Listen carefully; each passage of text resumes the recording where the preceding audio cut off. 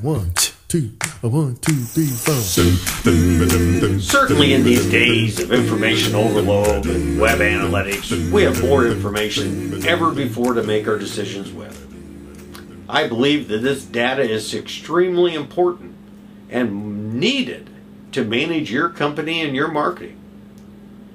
This data, along with most financial data though, is all past tense. It tells little of what will happen in the future or with our next marketing campaign. More importantly, the data needs to be interpreted correctly, and that relies on the basis of being a good problem solver. Sales and marketing have always relied on their instincts.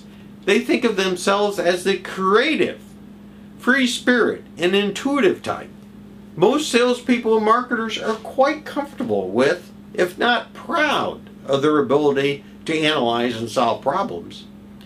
They generally do well at it, or maybe they just adapt well to the outcomes that are driven by them.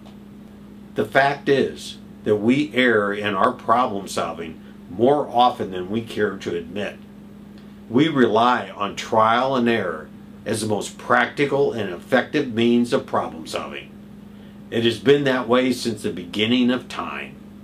Success is building on failures. You have to leave someone fail to learn. But how many of these are a result of bad luck?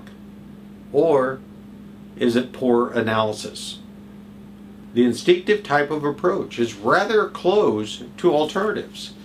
As a result, the outcome is frequently flawed or less effective than a structured approach. If people have not learned and understood problem-solving techniques, they cannot formulate a reasonable conclusion. It is a guess and a reaction based simply on intuition.